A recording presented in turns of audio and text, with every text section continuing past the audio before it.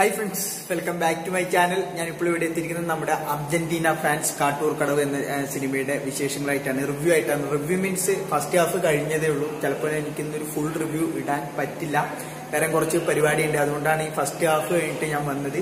Cinema കണ്ടു. First half കണ്ടിട്ട് ഒരു ഡീസന്റ് ഫസ്റ്റ് ഹാഫ് ആയിട്ടാണ് എനിക്ക് തോന്നിയത്. പിന്നെ ഐശ്വര്യലക്ഷ്മി അതുപോലെ കാളിദാസൻ ഇവരാണ് മെയിൻ റോളിൽ എത്തുന്നത്. അതുപോലെ ഈ സിനിമ സംവിധാനം ചെയ്തിരിക്കുന്നത് മിഥുൻ മാനുവൽ തോമസ് ആണ്. ആടി 2-ന് ശേഷം പുള്ളി സംവിധാനം ചെയ്യുന്ന സിനിമയാണ് ഇത്. ഒരുപാട് ചിരിക്കാനൊക്കെ ഉള്ള മുഹൂർത്തങ്ങളുള്ള ഒരു സിനിമ തന്നെയാണ്. അതുപോലെ തന്നെ ഇതിന്റെ ഫസ്റ്റ് ടൈറ്റിൽ കാണിക്കുന്ന ഒരു സീൻ, ആ സീൻ എനിക്ക് വളരെയധികം ഇഷ്ടപ്പെട്ടു. എനിക്ക് മാത്രമല്ല, ഫുട്ബോൾ ഭ്രാന്തന്മാരായിട്ടുള്ള ഫാൻസ് ഒക്കെ ഇഷ്ടപ്പെടുന്ന തരത്തിലാണ് ഈ സിനിമയുടെ ഫസ്റ്റ് ഹാഫ് ഒരുക്കിയിട്ടുള്ളത്. ഫുട്ബോൾ ഫാൻസിന് ശരിക്കും വന്നാൽ എൻജോയ് ചെയ്യാനുള്ള എല്ലാ കാര്യങ്ങളും ഈ സിനിമയുടെ ഫസ്റ്റ് ഹാഫ് കഴിഞ്ഞിട്ടാകുമ്പോൾ എനിക്ക് ഫീൽ ചെയ്തിട്ടുണ്ട്. അതൊക്കെ ഈ സിനിമയിൽ മാക്സിമം മിഥുൻ ഉൾപ്പെടുത്തിയിട്ടുണ്ട്. പിന്നെ അതുപോലെ തന്നെ വെടിയേറ്റ് മരിച്ച കൊളംബിയയുടെ ആൻഡ്രോ എസ്കോബാർ, ആ പുള്ളി ഒരു ഫാന്റസി ക്യാരക്ടറായിട്ട് ഈ സിനിമയുടെ ഫസ്റ്റ് ഹാഫിൽ ഉടനീളം ഉണ്ട്. കുറച്ച് സീനുകളൊക്കെ പുള്ളി വരുന്നുണ്ട്. അതുപോലെ തന്നെ ഈ സിനിമയിൽ വേറെ എടുത്തു പറയേണ്ടത് നമ്മുടെ കരിക്കിലെ ജോർജ് ഉണ്ട്. അതുപോലെ തന്നെ കരിക്കില വേറൊരു പുള്ളി കൂടി ഈ ചിത്രത്തിൽ വരുന്നുണ്ട്.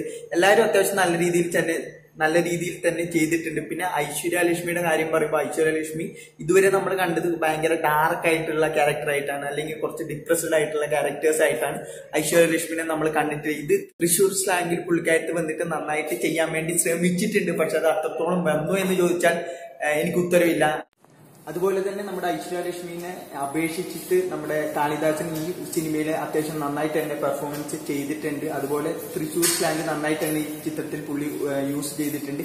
പിന്നെ ഫസ്റ്റ് ഹാഫിൽ ഒരു പാട്ടായിരുന്നു ഉണ്ടായത്, അത് ഗോപി സുന്ദർ ആയിരുന്നു മ്യൂസിക് ഡയറക്ടർ. നന്നായിട്ട് തന്നെ ആ പാട്ടും വന്നിട്ടുണ്ട്. എന്തായാലും സിനിമയെ കുറിച്ച് പറയുമ്പോൾ ഒരു ഡീസന്റ് ഫസ്റ്റ് ഹാഫ് എന്ന് വേണമെങ്കിൽ നമുക്ക് പറയാം.